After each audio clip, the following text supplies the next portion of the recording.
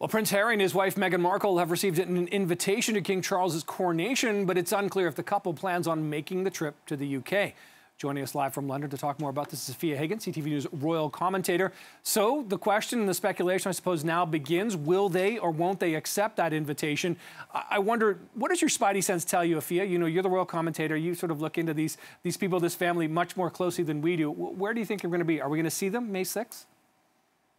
And that is such a big question at the moment, isn't it? Look, before the Platinum Jubilee, we didn't find out that Harry was attending up until literally a few days beforehand. And I think we will have the same situation here. So it was confirmed over the weekend that there has been email correspondence and that they have been invited, but a decision hasn't been taken over whether they will attend. Now, there's a few factors that could affect this.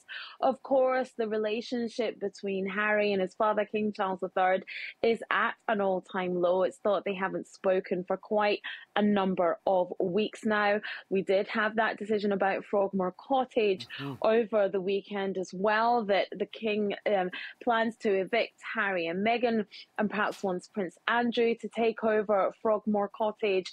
And it is Archie's birthday on the day of the coronation as well. So it could be, we could have a few scenarios. Prince Harry could travel by himself and do a whistle-stop 48-hour visit for the coronation and go back to his home in California. Or we could have the whole family come and perhaps they have some sort of celebration for Archie while they're here in the country. I think it is likely, my spidey senses are telling me, that they will attend in some way, shape or form, because Prince Harry has been saying and said during his media rounds for Spare that he does want there to be a reconciliation and he believes that that can happen. And this is the first step on the road to that. He also said he wanted accountability and an apology from at least King Charles III. And we don't know what has happened. I don't believe that that has happened or will happen in the next few weeks. But I do think that they will attend. But time will tell, and we probably will find out in the hours leading up to the coronation. Yeah, I mean, I guess it's 2 months from today, so we'll see, of course, in the interim what happens. Sophia, in the meantime, the question is, who will be performing at the coronation here? Because we know Adele, Ed Sheeran, among others, have turned down a possible opportunity to perform here. Is there some sort of trend that we're missing out on what's happening in the UK regarding the idea of performing there? Or, you know, what could happen? Who could ultimately end up there? Well, that is another really, really good question. It might be you or I performing at this rate because so many people have turned it down. Adele, Ed Sheeran, Robbie Williams, the Spice Girls and Elton John have all said that they will not be performing at the coronation. It's thought that Take That will be reforming without Robbie, and they will be performing, but we don't know who else.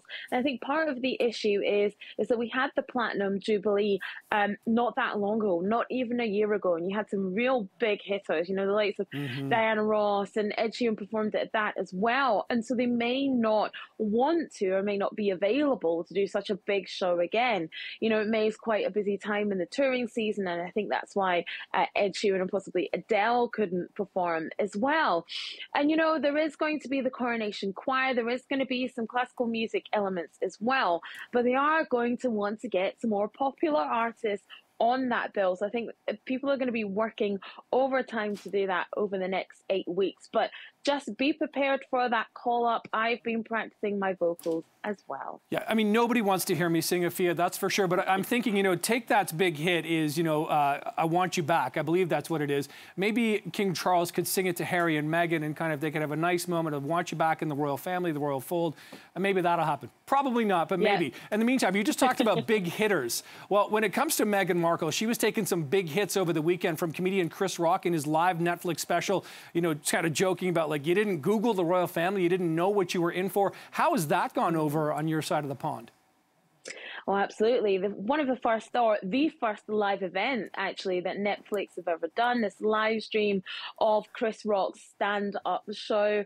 And yes, he really took to task Meghan Markle, you know, really getting to her that why didn't she Google the royal family? And also talking about that question over Archie's skin color. He said that it was a conversation that all Black families were having. Of course, there has been no response from Meghan and Harry, and we can't expect there to be. But listen, Chris Rock took down practically everyone and anyone in that stand-up show. He really did. You know, he was obviously talking about Will and Jada, the Democrats, the Republicans, pretty much everybody. So I think it just shows actually that Meghan and Harry are part of the popular culture discourse that people are having. And, you know, they got mentioned in this stand-up show, kind of similar to what's happened with South Park. You know, they're part of pop culture at the moment, so they're being mentioned. But yeah, it wasn't the nicest stand-up show. But Chris Rock, you know, that's what he's known for. He's not very kind. When your show is called Selective Outrage, you kind of know what you're in for. Okay, Afia Hagen, CTV's royal commentator, always appreciate the time. Thanks for the conversation this afternoon.